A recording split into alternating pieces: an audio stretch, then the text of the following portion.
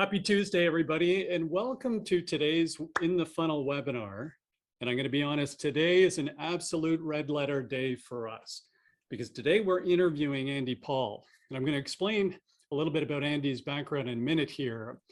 But to kick off, as always with our In the Funnel webinars, we're going to spend the next 45 to 50 minutes sharing some strategies, processes, or tools that are associated with top-tier selling. So you're going to get some great advice here today from Andy. And the intent is to grab something that you can apply to your business and your industry and your sales territory today. And although it's an interview, we actually want your feedback. We want your questions. So please use the chat feature on Zoom, where my amazing teammate, Neil Gandhi, is going to capture your questions. And every once in a while, we're going to go to Neil and say, hey, what are the questions that the team wants to share with Andy? So that's the intent here today, folks. Our primary objective, grab 2 or 3 things that you can apply to your business and your industry today. And boy, do we have a guest of guests today. It's a plethora of riches in terms of our guest today. Andy Paul is really one of the top 10 thought leaders on professional B2B sales today out there. He's made the LinkedIn list of top influencers. In fact, he's number 8 on that list. He runs an amazing podcast called Accelerate. And Inc. magazine has actually identified that podcast as one of the top leadership podcasts in the world. And here's the amazing part. He's done 950 something episodes. So he's had 950 conversations with sales thought leaders and people who are deep in this space about elevating B2B sales performance. In addition to that, Andy has written 2 spectacular bestsellers, Zero Time Selling and Amp Up Your Sales. As you folks know, I read a lot of sales books. I love it. Andy's far more well-read than I am. These books are excellent. These are books to pick up today and read today. And what I really like about the way Andy positions these things is that he does take what can be viewed as a complex world of B2B selling, and he simplifies it in terms of strategies that you can apply for your business and your industry today. That's what we're all about. So today, when we bring Andy on, we're going to ask him a few questions here. One of the first questions I'm going to ask Andy, by the way, is how Chip Taylor's University of Oregon, football strategy about speeding up plays, so they had the ball, more offensive plays in a given game, how that ends up translating into the theme for a book or a sales process. That's referenced in Zero Time. I'm also very interested in Andy's view on what the biggest challenges are in professional selling today. It's probably going to be one of our first questions to Andy. I'm going to talk to Andy as well about the different buyers out there today and how he's defined, the A and B, a satisfizer or a maximizer in terms of the buyers out there today. But most importantly, one of the things we're going to talk to Andy about is why he believes that how you sell is actually more important than what you sell. That you control your destiny as a professional salesperson. So how you sell is actually more important than what you sell.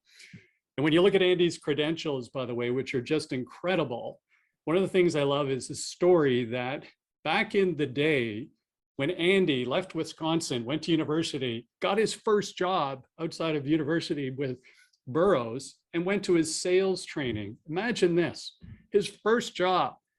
He gets sent back from the sales training 3 weeks later to go to the regional office that he works at with an envelope.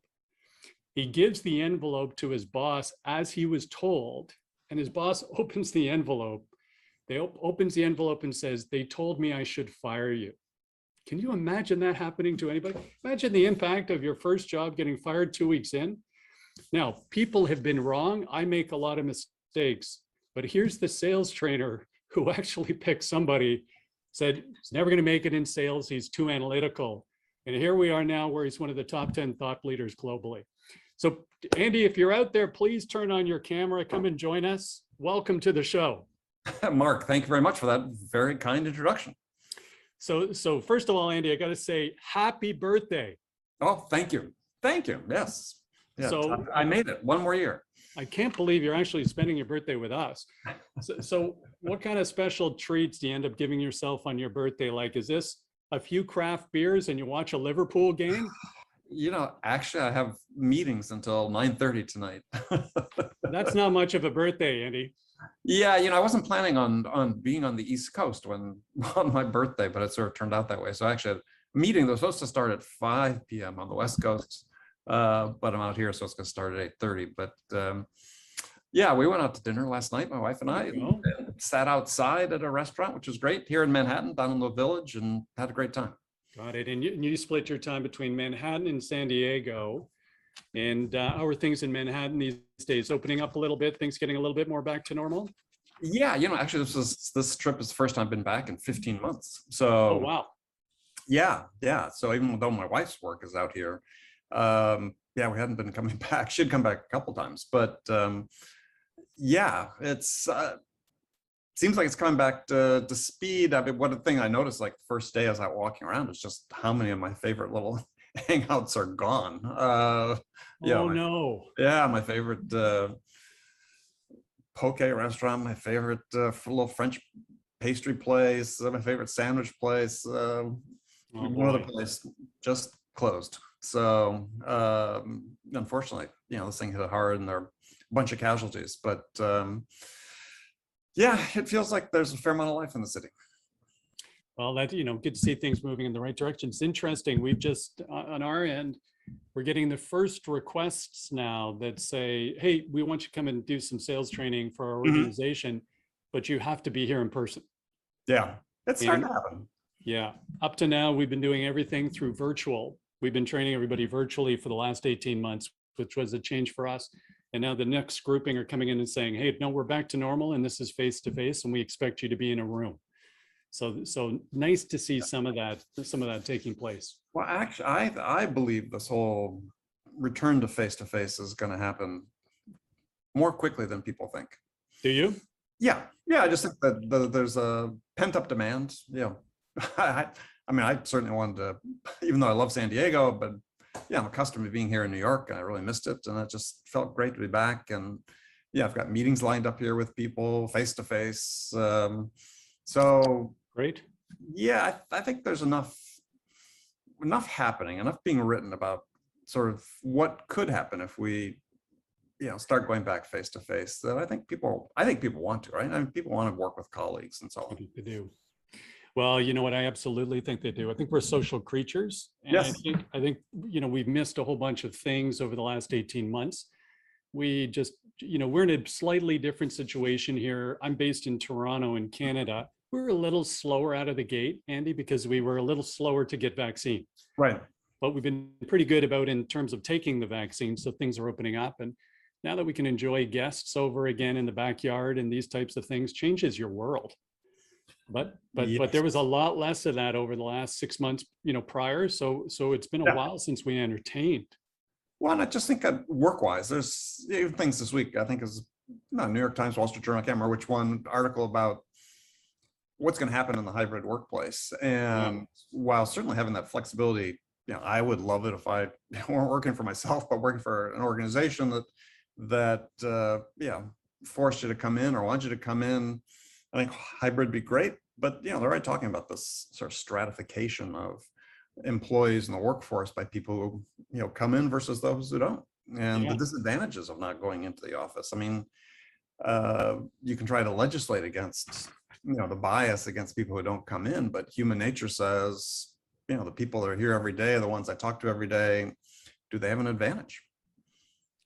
It's an interesting thought, isn't it? And you've seen far better than me all the large companies that have come out and said we're never coming back to the office. So, well, mirrored by many now that said they are. Just we want to make sure everybody's vaccinated first, but I think you're going to see that trend accelerate. Quite frankly, I think it's I think the thing that's going to be left out of this is flexibility. Hopefully, management understands that when someone's not in the office, they can work. When you and I started work years and years and years ago, if you were in the office, the presumption, and probably a good presumption, is you're not working at home, right? Right. But we weren't connected in the same way. But now, someone, I got kids coming home early from school, but get stuff done, no problem, right? Just let that happen. And hopefully that flexibility remains. But I think that there's going to be a lot of pressures to go back. Well, you know, the other thing we'll get into, I think, Andy, is this flexibility in terms of running sales organizations today. Hmm. You said, hey, I hope some flexibility remains out there. You know, certainly within our clients, it's a very unique world out there. I'm not seeing a lot of flexibility within professional sales, and I think it's a mistake. And you know, folks, well, we'll get into a lot of this discussion, but let me fire to you the Sure. question that a few years ago you used to like to start your podcast with, and I thought it was a great one. And the question is, what are you seeing as the biggest challenge in professional sales today? Mhm. So, oh, yeah, that's the question. Yeah. Yeah. Oh, yeah. I was listening for the punchline. You know, I think it ties to what you're just talking about is sort of uh, it's hard to rank these, but one of the things that's top on my list is this pressure to conform. Mhm. And certainly it's been accentuated by, you know, the fact we're using way more technology that gives us more transparency in what sellers are doing, but it's been used by leadership to say, yeah, let's put in place processes, and then we're going to, you know, really focus on these metrics to ensure people conform to the specific way of doing things. And I think that's sort of the antithesis of what you want to do, which I think you have a process within which you give the people the flexibility to become the best version of themselves, not Mhm. the best version of what somebody thinks is a top performer, right? And that seems much harder these days for managers to feel comfortable with, because they operate sort of from a position of fear. It's seemingly more than in the past, but I mean, it's always, you know, your neck's always on the line to some degree. Mhm. But this position of fear, then they sort of reflexively resort to, well, you got to do things this way, my way. And I think sellers have lost autonomy to grow and to develop and to experiment and to really, as I said, work to become the best version of themselves, which is really the best that we can ask of people. Right. Where do you think within sales leadership today, and I've certainly got my thoughts and opinions, but where do you think all that fear is coming from? So when I actually personally believe that sales management is kind of the X factor of professional sales today. I think that one of the biggest challenges with salespeople is their managers don't have deep experience. They don't coach. And it isn't the same as it was for you and I 25 years ago, where we had a wonderful guide in many cases. The only way you got to where you are today is you probably had some pretty good leaders along the path to help you there and coach you and let you grow and enable some of that autonomy, right? Let you try a few different things. And Right.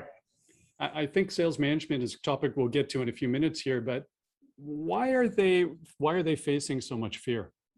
Well, I think you nailed it, though. You said is they're generally inexperienced, and then they're uh, not given the tools and the training and the coaching themselves. Yeah.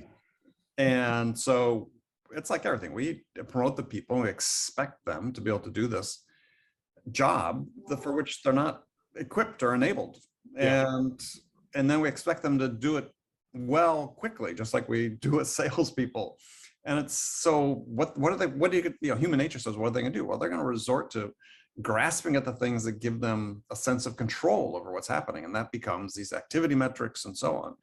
Yeah. And you know, they don't feel like they have the experience oftentimes to give people a little leeway. Yeah, try that. That could be interesting, right? That sort of falls outside the bounds, but let people color outside the lines, as I like to say. Mm-hmm. And that's sort of compounded by the fact that, you know, sellers go along with it. And I think that's a change. Yeah, in my day, that, you know, sort of the first, let's say 5-10 years of my career, is people seem less reluctant to sort of say, no, let me try things, right? And I know I did. I'm tough, right? I always push back. It's because I'm getting that sense, by the way. yeah. But I operated throughout my career and have operated as if, look, you can direct me to do something when I was in sales. You could, you know, you my boss, you could tell me to go do something a certain way, but if I do it and it doesn't work and I don't hit my numbers, who gets fired, me or you? Right. I get fired. So, I respect what you're saying. I'm going to take in the input, but ultimately the decision has to be mine in terms of how I'm going to approach this, because I hold myself accountable for it. Right. And I don't see enough of that. And there's, psychology of conformity that's out there that, you look at some of these SaaS sales organizations where, people just are following along with this, tightly defined sales process. And just reading a book saying that, if there were just one person, and I think it was in a group of 80, the research was, just one person said no, most of them would say no and change, right? That's all it takes. The sellers have to learn how to grab control of their careers. And it's a tough thing. Your bosses may not like it, but if you have confidence that you can learn and deliver, then do it that way. Well, I think you bring up a couple of really interesting points, and you talked about, they're just conforming. I think there's one data point, and again, your grasp of data is second to nobody's, but the churn is so high, particularly in entry-level sales. I'm not sure they're always conforming. I think they're sticking around for a couple of years, and as soon as they don't like the look of something, they're jumping over to the next company. And right now, the demand for professional salespeople is outstripping supply for quality salespeople by so much that they can't. Well, so what's going to happen though, and this inevitably happens, is that people get into that pattern of making those changes quickly, and you reach a point where suddenly you haven't learned enough along the way that you can't do this next job that you've jumped into. Yes. And it becomes a challenge. So either you're going to learn quickly and hold yourself accountable to learn and develop and to grow, or you're going to not succeed at that job. And I see that, unfortunately, as the big risk. And we do see it for people that are jumping quite frequently, is that, I never really got a chance to prove that I know what I was doing at this job, but they're offering me a lot of money right for this next one. So I'm going to go there, and then I'm not going to stay there for a year and a half, because I'm never really going to go through enough time there to know that I really mastered that one, and then go on to the next one. Well, you can't do that too many times before it catches up with you. And so there's a few people that make it through, but most people don't. You're absolutely right. What we see out there, and again, I'm not saying, I'm internally optimistic. I'm an optimist by nature, but many of the challenges we're seeing out there is not only is that jumping taking place, but these folks who have actually never developed core skill sets, capabilities, knowledge, or real experience, they are actually getting promoted into management. So now they're running a team and impacting somewhere between 6 and 9 people in a negative way. And it's one of the things we do, Andy, we, as you would, I'm sure, when you're working with your CEOs and founders, you help them with recruiting, and then you're coaching them on how to interview salespeople. And you're starting to try and find executive recruiters who can help you. And it ends up being we're the company nobody wants to work with if they're an executive recruiter, because we actually know how to interview somebody. Still a bit of a crapshoot, by the way. Still not a science, according to Frank Zapides, our last guest on the show. But flipping a coin. But at least we have a model or a methodology, whereas the executive recruiters are moving talent around so quickly right now, and most folks don't know how to interview somebody for a sales position, so they'll take anybody, and the churn's just nuts. And so terribly expensive, for the founder, particularly in a small or medium business, just insanely expensive for them. Well, I think that one of the lessons that is a key lesson that sellers have to learn is patience. It's not like the golden rings are going to disappear, right? But at some point in your career, and I did this. I mean, I went through a period where I went from a startup to another startup. That's sort of like my fourth one within 3 years or 4 years, something like that. After I'd been there for a couple of years, again, I was being approached to leave, and I thought, no, I really need to stay. And part of it was I was working for a great boss who was challenging, but was also giving me, increasing levels of responsibility. I enjoyed what I was doing, but I also just knew in my gut that I could learn more there than going someplace else, and it'd be more beneficial for my career to stick there. And it turned out absolutely to be the case. So I went from being sort of a 1 year type person to stay this place 5 years. And it transformed my career. I mean, it opened up opportunities for me that I'm convinced would never have been open had I left and gone somewhere else. Because yeah, we went through being acquired. I got, put in charge of running international sales. I'd never done international sales before, but the combined companies decided I was the person to run international sales. That led to being recruited by another company ultimately at the end of that 5-year period, a startup that did quite well, and then another startup did quite well. I mean, just the doors open because I was patient, and I really improved my overall skill set, not just from a selling standpoint, but also from a management standpoint. And yeah, if I hadn't listened to my gut and had just sort of followed what everybody else was doing, yeah, perhaps I might have got lucky and made a bunch of money somewhere else. But as it turned out pretty well for me.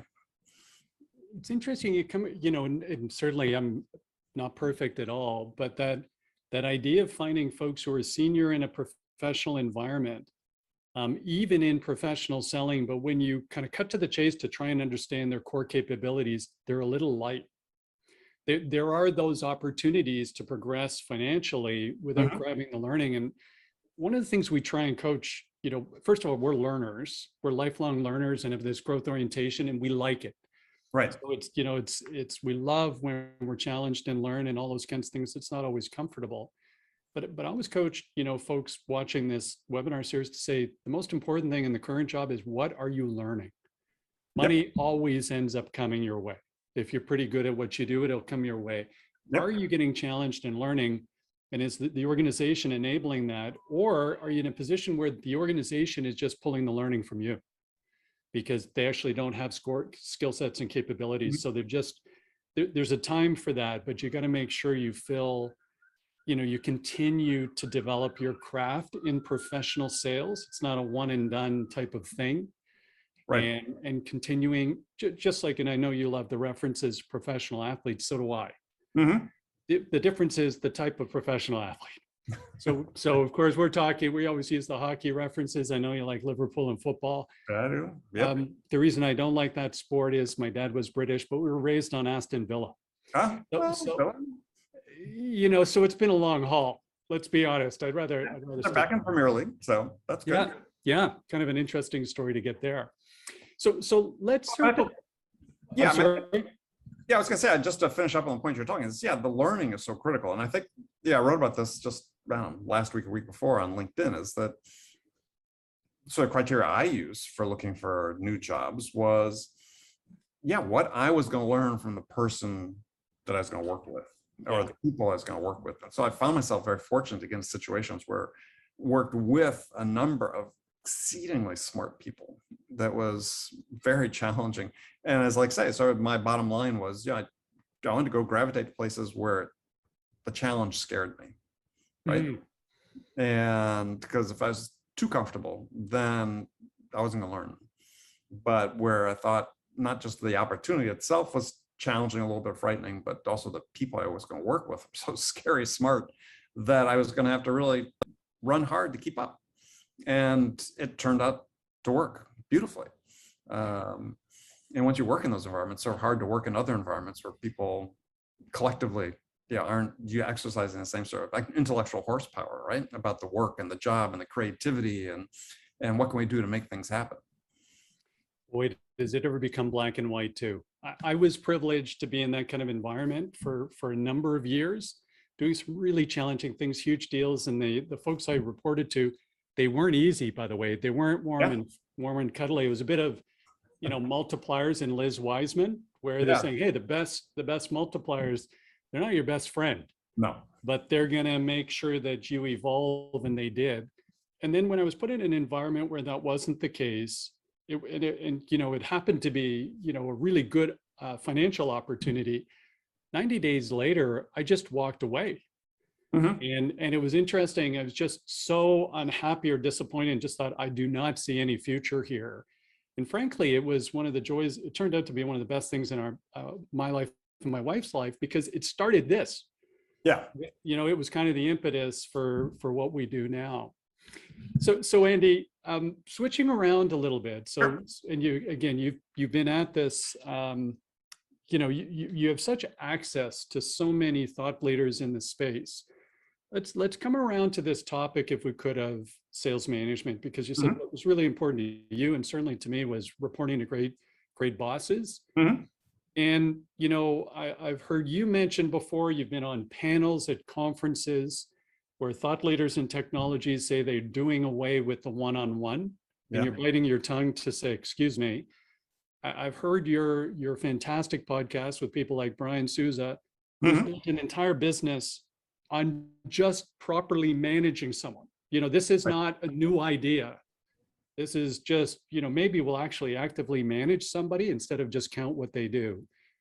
What is Well, this? What is, real challenge in sales management today? And what do we do to continue to help these sales leaders who are facing fear, not performing, not lasting too long in their jobs, if you believe some of the statistics, by the way? What do we do to help them? well, I think it starts with a change in perspective, right? And this is old wisdom, but it's still the most valid piece of advice that you can give a sales manager is, you only succeed to the extent that your people succeed. And so, if you want to boil it down, so I like to boil sales down to just one line, and the same line applies to being a manager as well. So in selling, what you're trying to do is you're trying to listen to understand what's the most important thing to the buyer, and then help them get that. Right at the end of the day, that's what you do. Mhm. As a sales manager, what's your job? It's to listen to understand what's the most important thing that's driving and motivating your people, and then help them achieve that. It's the same thing. That's and so as a manager, this should be your sole focus. Of course, you want to hit your job and so on, but Mhm. priority during the day is, hey, what's most important? What's driving my people? How do I really understand them?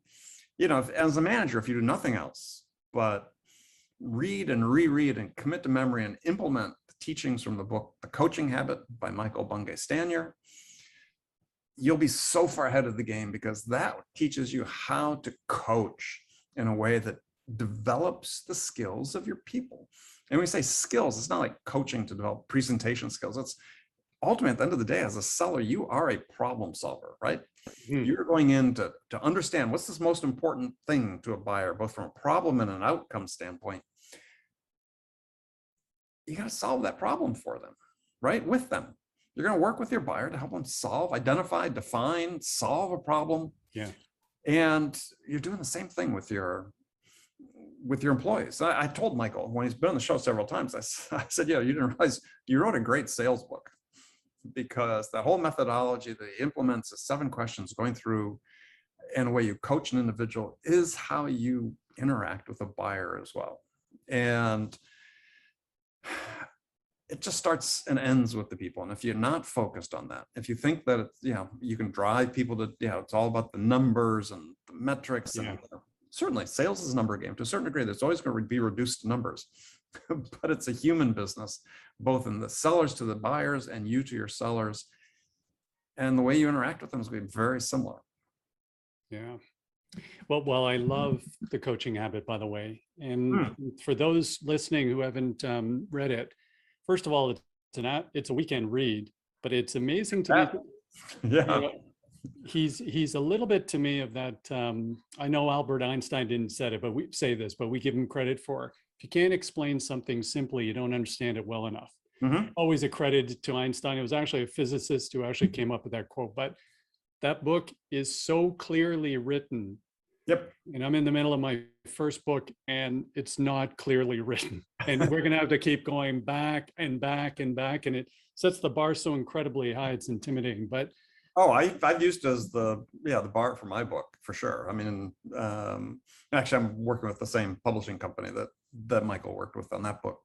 And that's been my model for my book. That's new book coming out in February. So that's a good, nice transit. What is the new book, and what's the topic on the new book? What are we going to get in addition to what we've already got with Amp Up and Zero Time? I'm just not talking about the book a whole lot yet. We will, starting this fall for sure, in advance of the launch. But It's really, it's written for the individual contributor mostly. Okay. There's something in there for managers. So the first two books are more manager oriented, perhaps. But yeah, it's around this theme of how you grab control of your own destiny in sales. And really, as I like to do, as you pointed out, I like to take complex things and make them very simple. And I think Yeah. I've simplified the perspective that sellers need to have very simply in every interaction they have with the buyer. And just keep in mind is that, this is still a human business and people are buying from you. And this is a consistent theme through everything I've written and talk about. And it's just, yeah, how do you help the buyer make their decision? And today, where do you think the biggest gap is on that? By the way, there was spectacular content, I thought, in Zero Time and Amp Up for the direct contributor. Yeah, there is. Yeah, I was sort of, the person I had in mind when I was writing it was a manager, but yeah, it's for them as well. But it's, the biggest gap I think is this perspective, just the wrong perspective about what selling is. And so I sort of foreshadowed it before. I said, what is selling?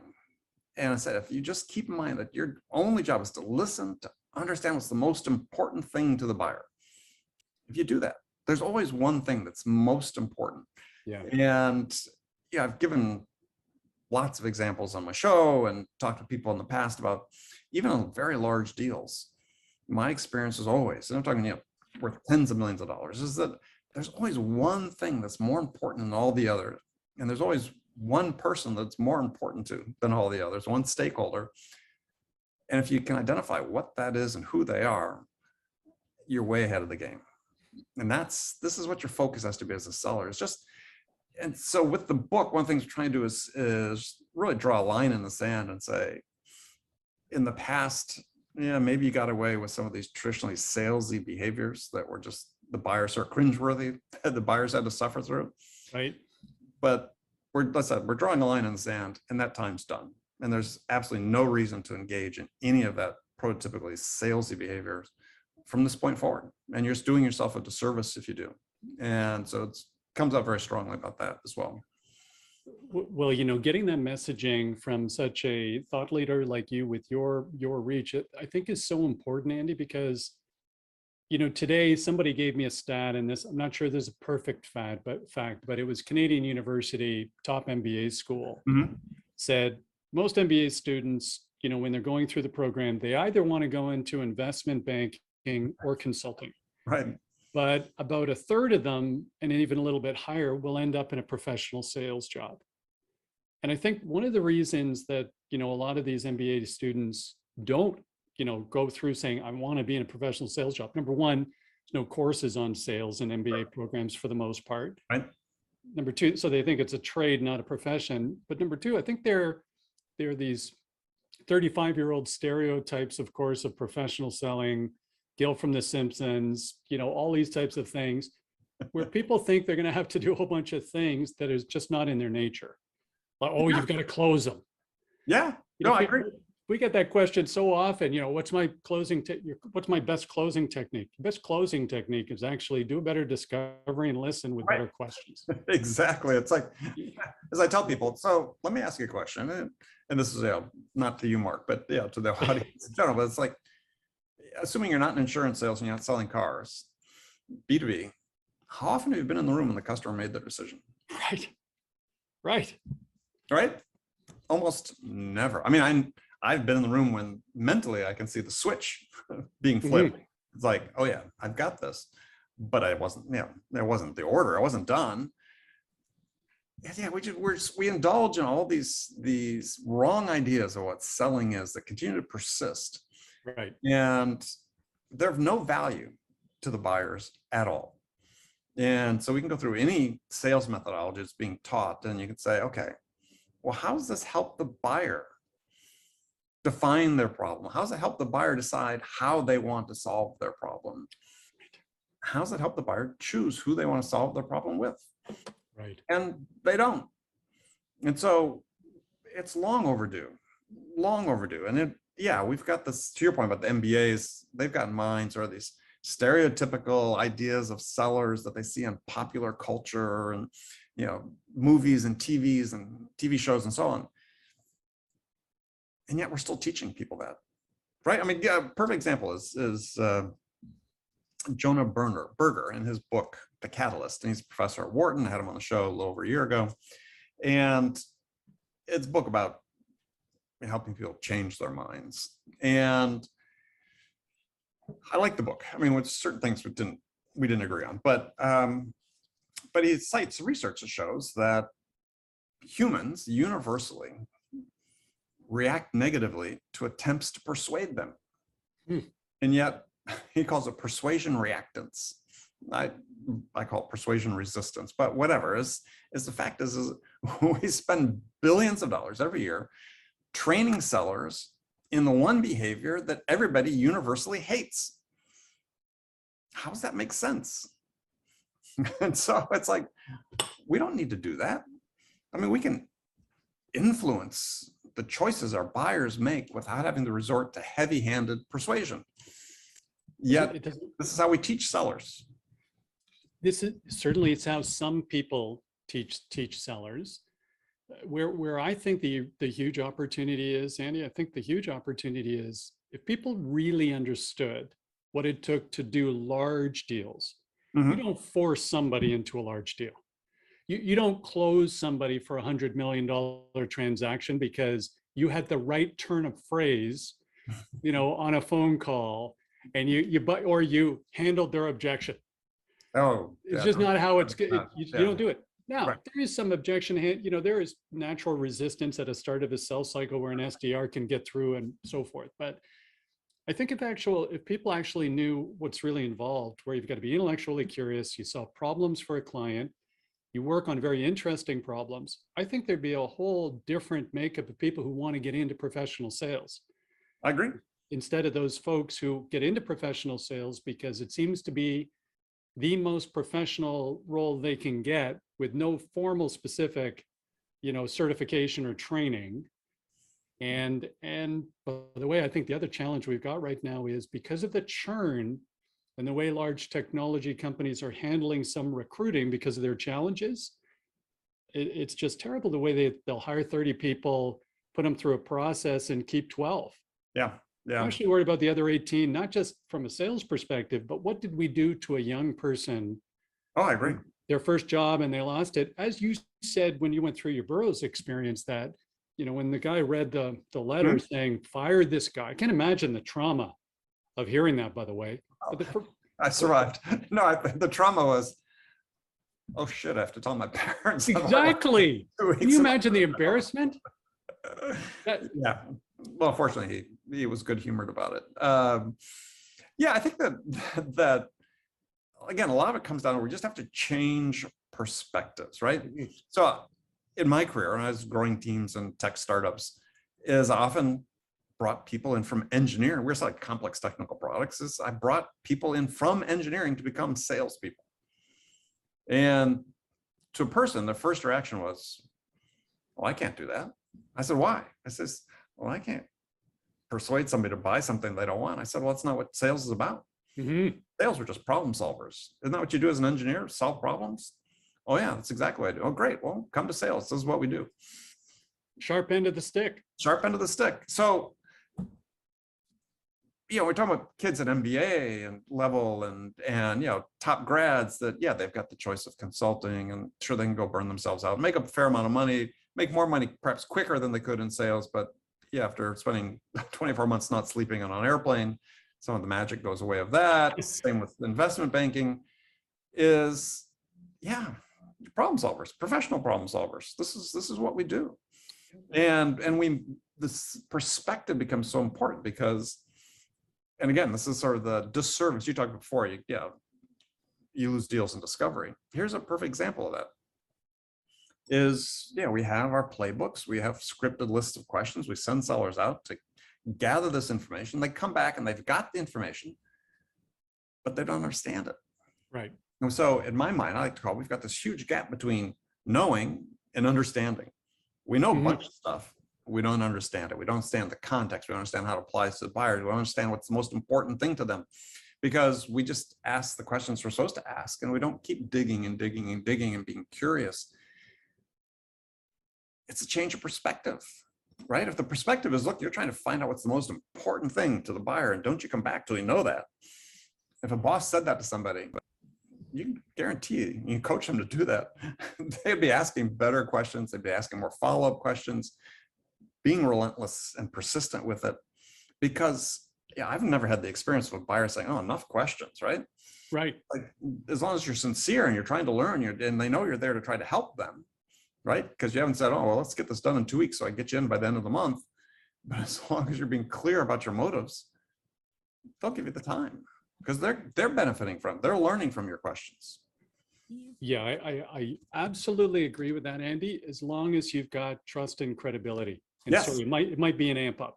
Yeah. But trust and credibility. And I think that's a huge gap in general training and sales training today. I think, understandably, I certainly didn't have any when I was coming out of college or university. Before the MBA, I didn't have any. Yeah. Business acumen.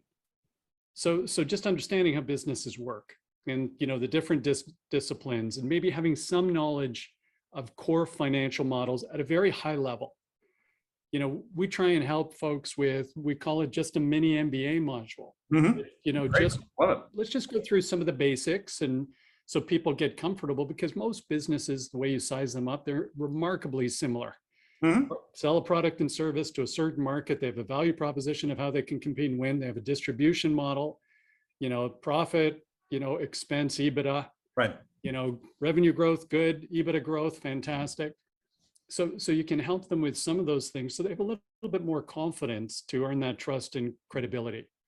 And there's so many great resources these days for that lifelong learning to help. And absolutely, you should do that. I just insert is that thing is, so you're going to learn a lot of that if you just ask questions of your buyers. I mean, for me, I was selling to small and mid-sized businesses, oftentimes to the CEOs, the entrepreneurs, the founders themselves, selling accounting systems. And God, that was my MBA right there, just talking to these people. But I could have been superficial about it, but it's just who I am. Very curious, always willing to ask an extra question. And these people opened up. Yeah, it was credibility. Not like I had credibility, but I had credibility in the sense that I was sincere about the fact that I wanted to learn about what was important to them. And they were willing to spend the time to share that knowledge with me. I mean, when I graduated from college, I looked 16. I mean, I was, if anybody, kids are a wonder anybody talked to me. But yeah, they took me seriously because I was sincere in my interest, in my curiosity. And yeah, first 4 years selling these types of systems to businesses, first year of 4 years of my career, that was my MBA right there. Fantastic. And also, you're sincere, but there's no question you would have been prepared. Yeah. So I think that's the other thing. You're not asking a question, hey, what's keeping you up at night? I think buyers are so tired of just these silly questions. But if it looks like you've done some modicum of research to earn the right to proceed with a question, or to earn the right with that authentic research. I mean, I can't believe how many sales training companies do demand generation with us, reaching out, and no one's taken any time to know anything about us. And without opening a gate here, it would be so easy to cold call me, because all you have to do is say, I watched your value proposition video online. It looks fantastic. Let me practice this. Does it work? I feel so compelled to get back to them because of, Cialdini's theory of reciprocity. I wouldn't be able to stop myself from picking up the phone and returning the call. You would be surprised how many times people reach out to me and say, on LinkedIn, and said, I've looked on your LinkedIn profile. Sometimes it's email, but mostly LinkedIn. I've looked on your LinkedIn profile. I think you'd be a great candidate to start a podcast. You know what? I don't do this anymore. I keep those. Yeah. I just try and I'll genericize them. I'll make sure I protect the innocent, or the guilty I protect. Guilty, yes. But I use them in training because it's hard to believe that still exists in this day and age, but it does. Oh, hey, boy, this could go on. I know maybe not for you. I could talk to you for hours. Neil, hey, Neil, I'm going to just throw it over to you. Do we have a couple of questions? I just want to make sure the audience gets a chance to engage here. Neil, do we have a couple of questions, one or two for Andy to share? Yeah, hi everyone. So we got a couple of questions here. So I think I'll start with, is sales productivity improving or not, given all the new sales enablement technology that we use today? Sounds like a setup. Somebody's read your books, by the way. Yeah, yeah. But the answer is no, unfortunately. And we don't have great data. Part of it depends on how you define productivity. I've got a very specific definition, which I think is the right definition. I'm not trying to be egocentric about this. I just think that we should define productivity in sales the same way we define it in every other aspect of our economy, which is a rate of output per unit of input.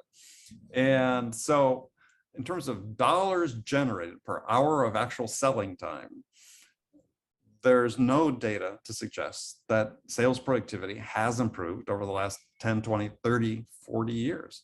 In fact, talking Frank Cespedes, as a matter of fact, when he was on my show earlier this year, a professor at Harvard School of Business, he thinks, as I do, based on the data, such a data that does exist, is if anything, it's probably fallen in terms of the rate of output per individual seller. And you can't blame it on the technology necessarily, but I think it's a number of factors that are playing in there. And part of it is just the way we manage the process. Part of it is, we've gone through this period largely driven through technology sales of extremely low win rates, low close rates, lots of do not decides or no decisions. Yeah. So, and there's, again, we could spend hours just dissecting that. But to answer your question, it seems not to have. And when you look at the impact of technology in general on productivity in general in our economy, at least in the US, that number is slowed to a trickle. And Paul Krugman has written extensively about it. And you look at sort of the trends, it seems like the things that really drove productivity improvement were first email and then broadband. And since then, technology's had seemingly a minor impact on general business productivity. Very, very interesting. We've had Frank as a guest, and I love his books too. We talked about sales management that works, and he's got some great perspectives on lots of things. And it's great to see somebody like that at that level at Harvard focused on sales. Yeah. I'd like to see professional sales in academia. Neil, do we have one more question for Andy from the gang? Yeah, there's one more here. What attributes do you look for when hiring salespeople? Again, broad question, but I think one that perhaps, I love curiosity. That's one of my favorites. But coachability, right, is if you're a manager who's sincere about wanting to coach and you want to help your people improve and develop and become the best version of themselves, then there has to be people who are open to being coached. And so I remember had a conversation with Mark Roberge, who was one of the early people at HubSpot. Predictable revenue? Oh, HubSpot, sorry, yeah. Yeah, and his was the Sales Acceleration Formula, was his book. Right. And a great book. But what he talked about when they were interviewing in HubSpot in the early days when he was there is they'd bring candidates in and they would give them some coaching on something and then have them go back, some period of time, I don't know, 45 minutes, half hour, whatever, and then have them come back in and sort of, they go through it again and see if they accepted the coaching. And so what they're looking for is people to be able to, who want to be, who are open, right? That's being a part of being a problem solver, is being open to input about how I might be able to solve a problem.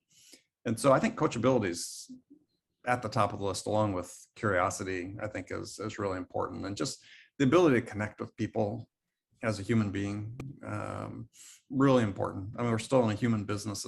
This is not going to change for quite some time. And just not that you don't have to be an extrovert by any stretch of imagination, but just, if you're curious about people, you show interest in other people, that can help form that connection. Yeah.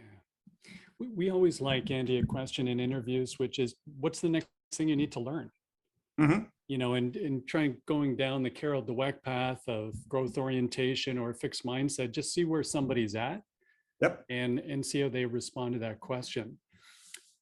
You're incredibly well read. What are the top 2 or 3 sources that you go to, Andy, for reference material or information or insight on professional selling?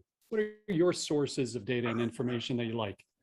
A couple of them, a few of them for the team. I mean, LinkedIn is still a way to sort of see what's happening and then drill down using other resources.